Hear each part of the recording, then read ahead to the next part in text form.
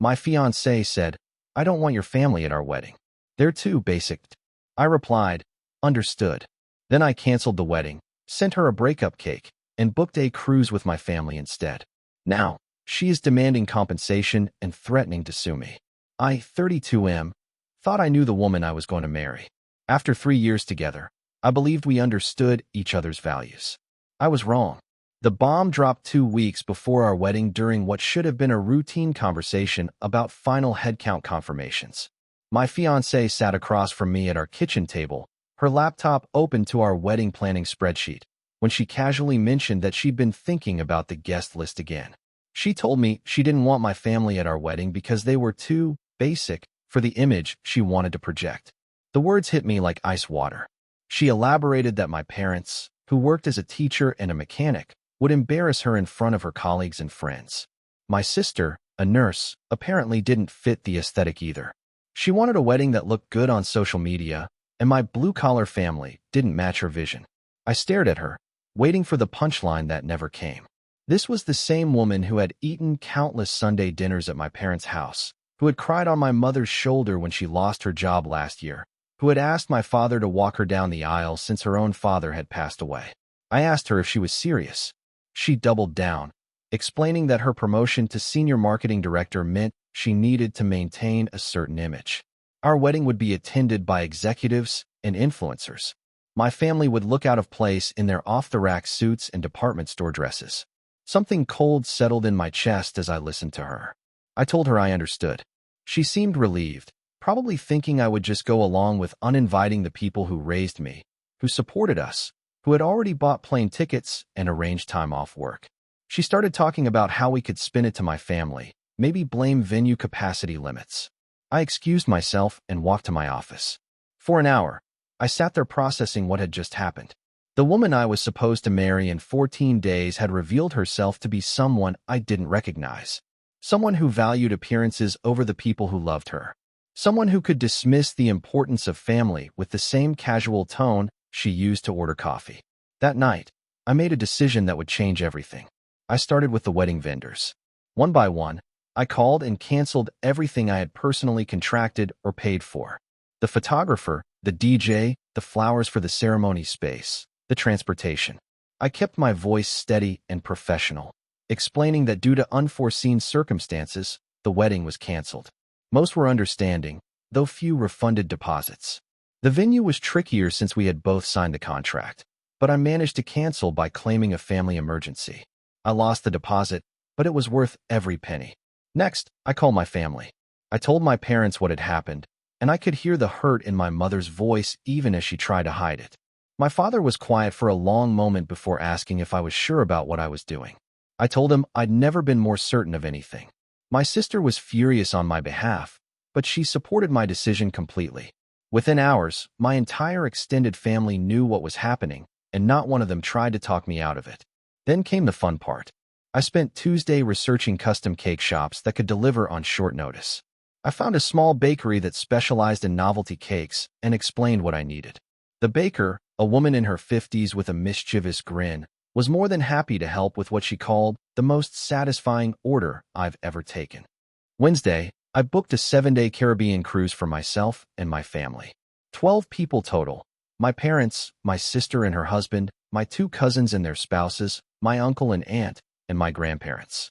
The cost was substantial, but I had been saving for our honeymoon anyway. This seemed like a much better use of the money. Thursday arrived, and my fiancée spent the morning at her final dress fitting, completely unaware that her dream wedding was already in ruins.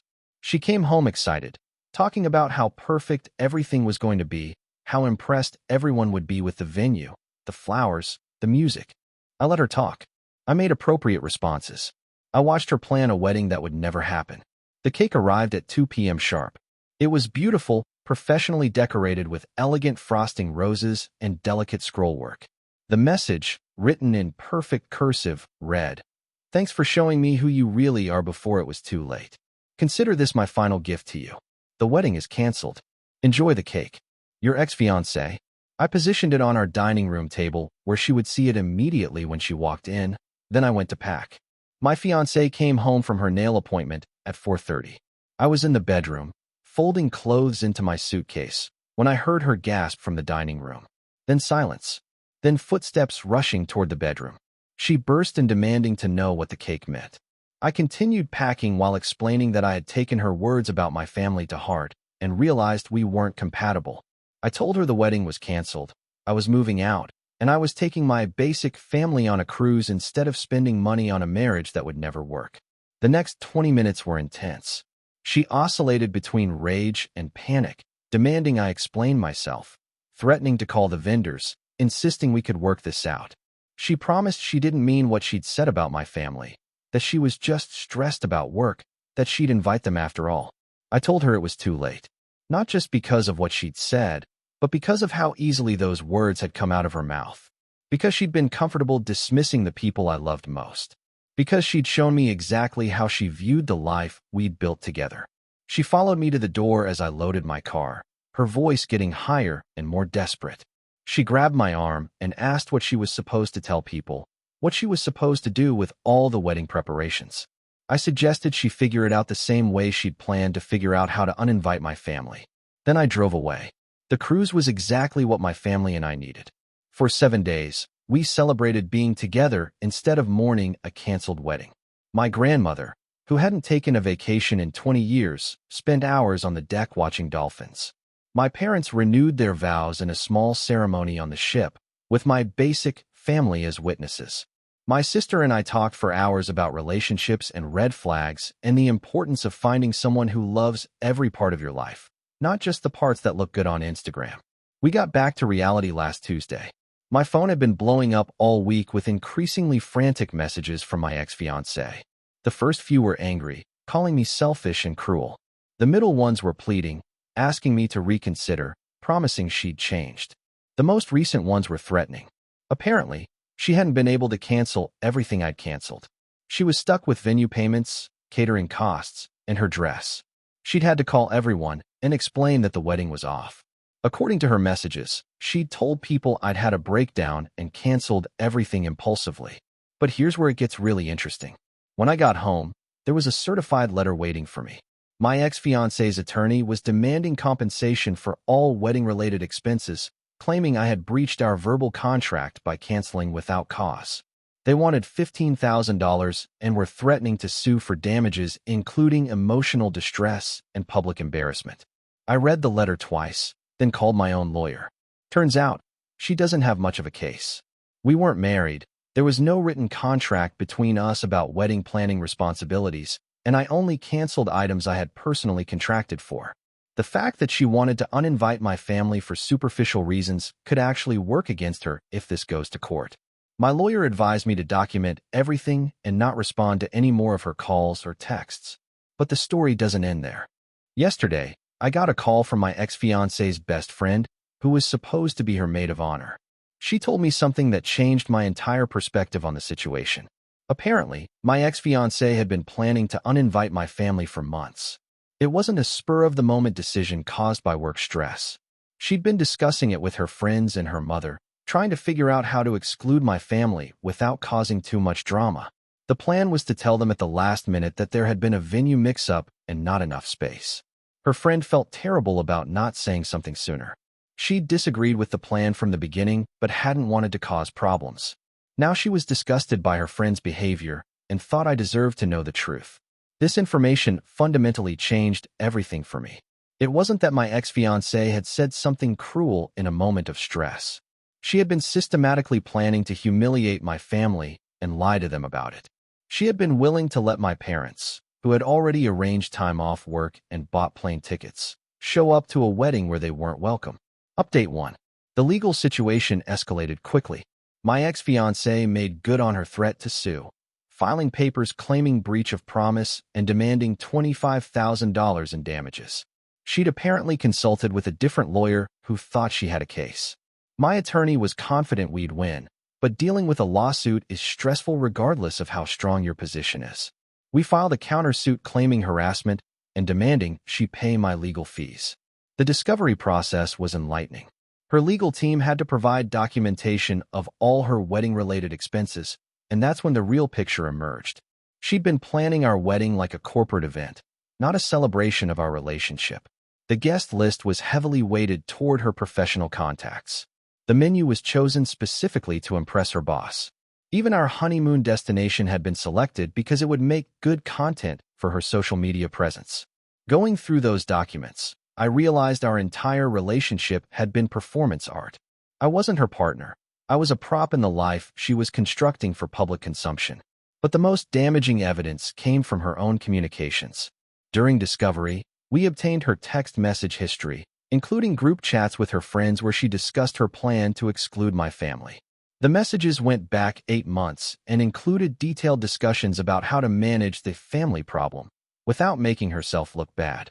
In one particularly revealing exchange, she'd written about how my family's presence would lower the whole tone of the event and make it harder for her to network effectively.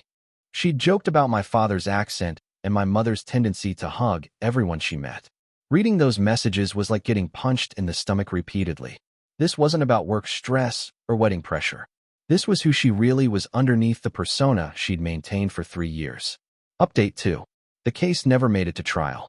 When her lawyers saw our counter-evidence, particularly the text messages planning to exclude my family, he advised her to drop the lawsuit. No jury would be sympathetic to someone who'd planned to humiliate her fiancé's family for months while pretending to love them. She dropped her claim for damages, but the story still wasn't over.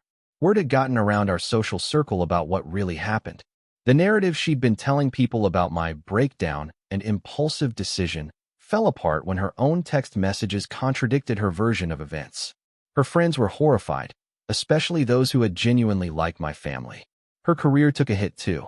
Turns out, treating people as social accessories doesn't play well in the corporate world either.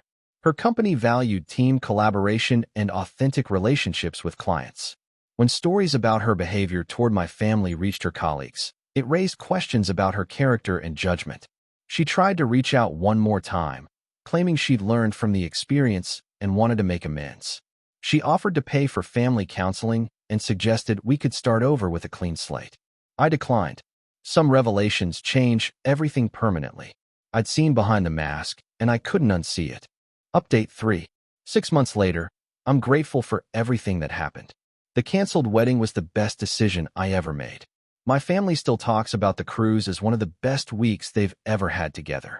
We've planned another family vacation for this Christmas, and my grandmother has already started asking about the cruise for next year. I've been dating someone new for the past 3 months. She's a teacher at the same school where my mother works, and she met my entire extended family at my cousin's birthday party last month. She brought homemade cookies and spent the evening playing card games with my grandparents. My father told me later that he'd never seen me happier with anyone. The difference is striking.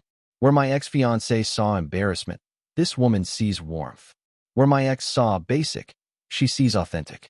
Where my ex saw networking obstacles, she sees the people who shaped me into who I am. My ex-fiancée reached out one final time on what would have been our wedding anniversary. She sent a long email apologizing for everything and admitting she'd been wrong about my family. She said she'd been in therapy and realized she'd been living her entire life trying to impress people who didn't matter while dismissing the people who did. I read the email once and deleted it. Some apologies come too late to matter. The money I spent canceling the wedding and booking the cruise was worth every penny. Not because I got revenge, but because it saved me from a lifetime with someone who would have been ashamed of the people I love most. Sometimes the best gift someone can give you is showing you exactly who they are before it's too late. My ex-fiancée gave me that gift when she called my family basic. I just responded appropriately. The breakup cake was delicious, by the way. My family and I shared it on the cruise while watching the sunset from the deck. It was the perfect ending to a chapter one was ready to close. Now I'm writing a new story with someone who thinks my family is exactly as wonderful as I do. And honestly, that's the only kind of love worth having. If you like this video, please subscribe our channel to know what happened further in his life, and please click on the hype button.